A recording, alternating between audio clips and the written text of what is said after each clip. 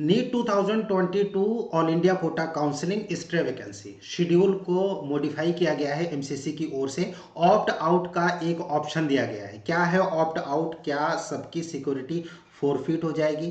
क्या पेनल्टी लगेगी या फिर कोर्ट केस होगा? कई सारे वीडियोस से या फिर सोर्सेज से आप लोगों को पता चल रहा होगा कि स्टे वैकेंसी में अगर आप ऑप्ट आउट नहीं करेंगे तो फिर उस केस में आपके ऊपर कानूनी कार्रवाई हो सकती है या फिर जो सिक्योरिटी मनी है वो श्योरली आपका फोरफिट हो जाएगा। गाइस कंप्लीट इन्फॉर्मेशन क्या है डिटेल्ड में हम आप लोगों के साथ शेयर करेंगे इस छोटे से वीडियो में। Stay vacancy all India Kota MCC का जो रूल है प्लस जो नया शेड्यूल है और ऑप्ट आउट क्या है, किसको करना है, कंप्लीट डिटेल्स छोटे से वीडियो में आप मेडिका विंग के साथ बने रहिए।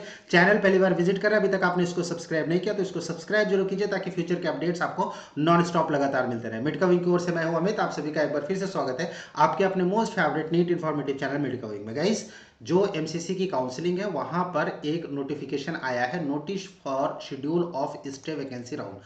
मॉपअप राउंड ऑलरेडी ओवर हो चुका है और स्टेट की जो मॉपअप राउंड की काउंसलिंग है डिफरेंट स्टेट्स की वो अभी भी कई सारे स्टेट्स में चल रही है। इस बीच में जो शेड्यूल था 16 तारीख को जो कि रिजल्ट आना था एमसीसी का स्टे वैकेंसी का, उसको मॉडिफाई किया गया है। मॉडिफाई करके नया शेड्यूल जारी किया गया है और नया शेड्यूल जो है उसके हिसाब से जो प्रोसेसिंग ऑफ सीट अलॉटमेंट है एमसीसी के all India quota NEET UG stray vacancy का, वो जो कि 15 और 16 में होना था, 16 तारीख को जिसकी प्रोसेसिंग होकर उसके बाद रिजल्ट आना था, अब उसको जो है मॉडिफाई किया गया है। प्रोसेसिंग ऑफ सीट अलॉटमेंट होगा 21 से 22 दिसंबर तक, रिजल्ट आएगा 23 दिसंबर को, रिपोर्टिंग 24 दिसंबर से 28 दिसंबर तक होगा। राइट, अब यहाँ पर एक चीज एमसीसी की ओर से दी गई है ऑप्ट आउट करने का। तो ऑप्ट आउट का मतलब कि अगर आप काउंसलिंग में पार्टिसिपेट नहीं करना चाहते तो उस केस में आपको ऑप्ट आउट का जो ऑप्शन है उसको येस करना है। राइट, अब कई सारे लोगों का कहना यह है कि अगर आप ऑप्ट आउट का ऑप्शन में नो कर देते हैं तो इसका मतलब आप पार्टिसिपेट करना चाहते हैं और उसके बाद अगर आप नो कर देंगे तो आपकी सिक्योरिटी फोरफिट हो जाएगी।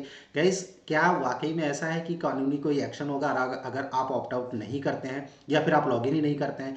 किनको करना है अगर हम इसकी बात करें, then guys opting out by candidates who do not want to participate in stray vacancy round, जो कि नोटिफिकेशन में साफ साफ लिखा गया है इवेंट के तौर पे, ये है 17 से 20 दिसंबर तक। अब गाइस देखिए ऑप्ट आउट का मतलब यह है कि आप उस राउंड की काउंसलिंग से बाहर होना चाहते हैं, आप उसमें पार्टिसिपेट नहीं करना चाहते। यहां पर एक नोटिफिकेशन में जो नोटिस दिया गया है, the candidate who do not want to participate in stray vacancy round of UG counselling 2022 to be conducted by MCC may log in to their account and exercise opt out option on MCC website to prevent forfeiture of their security deposit। यानी ऐसे candidates जो opt out करना चाहते हैं, यानी जो stay vacancy में participate नहीं करना चाहते, वो ऑप्ट आउट के ऑप्शन पर जाकर वहां पर यस करके एग्जिट ले सकते हैं अगर वो चाहते हैं तो। सिक्योरिटी फॉरफिट किस केस में होगी? अगर आपने ऑप्ट आउट नहीं किया और आपको अलॉटमेंट हो जाता है और उसके बाद आप ज्वाइन नहीं करते हैं तो उस केस में आपकी सिक्योरिटी फॉरफिट होगी। अदरवाइज कोई भी ऐसा कैंडिडेट जिसको अभी तक अलॉटमेंट हुआ है या फिर नहीं हुआ है, राइट, अगर उसको अलॉटमेंट हो जाता है और वो सीट को छोड़ता है, उसी केस में सिक्योरिटी फॉरफिट होगी, अदरवाइज सिक्योरिटी फॉरफिट नहीं होगी। यानी अगर आप ऑप्ट आउट नहीं भी करते हैं, राइट, यानी कि आप उसमें पार्टिसिपेट करना चाहते हैं, क्योंकि जो स्टे वैकेंसी इसमें न्यू रजिस्ट्रेशन नहीं होता है, न्यू चॉइस फिलिंग नहीं होगी, जो चॉइस फिलिंग मॉपअप राउंड में की गई थी उसी को कंसीडर किया जाएगा। अब मॉपअप में 100% सीट में अलॉटमेंट तो ऑलरेडी हो चुका था, लेकिन कई सारे ऐसे कैंडिडेट्स हैं जिन्होंने मॉपअप राउंड में ज्वाइन नहीं किया, तो ऐसे कैंडिडेट्स की सीट जो है वो स्टे वैकेंसी में आएगी। सो स्टे वैकेंसी में उन कैंडिडेट्स को अलॉटमेंट होगा जो कि लोअर मार्क्स में थे और जिन्होंने पहले से ही चॉइस फिलिंग कर रखी थी मॉपअप राउंड में, क्योंकि स्टे वैकेंसी में कोई भी न्यू चॉइस फिलिंग नहीं होगी। लेकिन ऑप्ट आउट करने का मतलब यह है कि आप काउंसलिंग से बाहर जाना चाहते हैं, you do not want to participate in counselling, right. So ये ऑप्शन उन लोगों के सामने आएगा जो एलिजिबल हैं स्टे वैकेंसी राउंड के लिए, उन लोगों के सामने ऑप्ट आउट का ऑप्शन आएगा। ऐसे कैंडिडेट्स जिनका कि ऑलरेडी अलॉटमेंट हो चुका है ऑल इंडिया कोटा के थ्रू, राइट, उनके पास ये ऑप्शन ऑप्ट आउट का नहीं आएगा। और सबसे मोस्ट इंपॉर्टेंट थिंग ये है कि जैसे कैंडिडेट जिनको स्टेट कोटा के थ्रू कॉलेज तो मिल चुका है, राइट, लेकिन वो ऑल इंडिया के लिए एलिजिबल मॉपअप में थे, क्योंकि मॉपअप में उनको डिबार नहीं किया गया था। डिबार कब किया गया? जब सारे स्टेट्स की कंप्लीट डिटेल्स एमसीसी के पास पहुंच गए, तो उसके बाद सीट मैट्रिक्स के बाद जब सीट प्रोसेसिंग हो रही थी, तो सीट प्रोसेसिंग के टाइम पर एमसीसी ने ऐसे कैंडिडेट को बार कर दिया था जिनका कि ऑलरेडी अलॉटमेंट स्टेट की काउंसलिंग में हो चुका था, राइट। सो ऐसे कैंडिडेट्स जिनका कि स्टेट में ऑलरेडी हो चुका है, अगर वो चाहें तो फिर यहाँ पर ऑप्ट आउट कर सकते हैं। हालांकि उनका ऑलरेडी एडमिशन हो चुका है, इस वजह से सीट प्रोसेसिंग में उनको कंसीडर ही नहीं किया जाएगा। ये सिर्फ उन कैंडिडेट्स के लिए है जो एलिजिबल हैं स्टे वैकेंसी राउंड में और उनको अभी तक कोई अलॉटमेंट नहीं हुआ, लेकिन फिर भी वो स्टे वैकेंसी की काउंसलिंग से बाहर जाना चाहते हैं। ऐसे कैंडिडेट्स मैं आपको एग्जांपल के तौर पे देता हूं कि जैसे कि डीम्ड यूनिवर्सिटीज़ हैं, डीम्ड यूनिवर्सिटीज़ में फीस ज़्यादा होती है।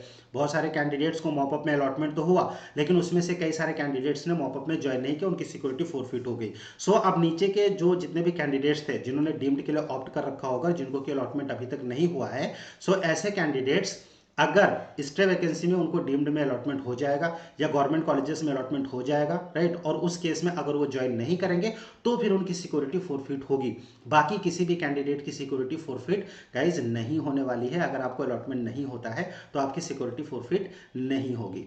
इसीलिए जितने भी कैंडिडेट्स ने अप्लाई किया है, सभी कैंडिडेट्स के लिए ये कंपलसरी नहीं है ऑप्ट आउट करना, सिर्फ उन्हीं के लिए है जो ऑप्ट आउट करना चाहते हैं, यानी जो स्टे वैकेंसी से बाहर जाना चाहते हैं, पार्टिसिपेट नहीं करना चाहते। कोई भी नोटिफिकेशन एमसीसी की ओर से आता है गाइज, वो एमसीसी की वेबसाइट पर अपलोडेड होता है। मेडिका विंग की ओर से आप सभी को यही सलाह दी जाती है कि जो नोटिफिकेशन हो उसको ठीक से पढ़ा करिए, ताकि आपको एक क्लैरिटी मिल सके कि एक्चुअल में वो नोटिफिकेशन क्या कहता है। बहुत सारे वीडियोस और बहुत सारे मैसेजेस के थ्रू आपको ये इन्फॉर्मेशन मिल रही होगी कि ऑप्ट आउट करना बहुत जरूरी है, नहीं तो फिर कोर्ट केस हो जाएगा, आपके ऊपर लीगल एक्शन होगा। गाइज ऐसा कुछ भी नहीं होने वाला है। अगर आप पार्टिसिपेट नहीं करना चाहते, आपको ऑप्ट आउट करना है, यस पे क्लिक करना है। Do you want to opt out from stray vacancy round, इस तरह से एक क्वेश्चन पूछा जाएगा आपका। अगर ये ऑप्शन आपके पास नहीं आ रहा है तो उसमें कोई घबराने की बात नहीं है, क्योंकि ये ऑप्शन सिर्फ उन्हीं के पास आएगा जो एलिजिबल है स्टे वैकेंसी राउंड में और जिनको अभी तक अलॉटमेंट नहीं हुआ है, राइट। ऐसे कैंडिडेट्स के सामने ये ऑप्शन आएगा। ऐसे कैंडिडेट जिनको कि ऑल इंडिया कोटा के थ्रू अलॉटमेंट हो चुका है,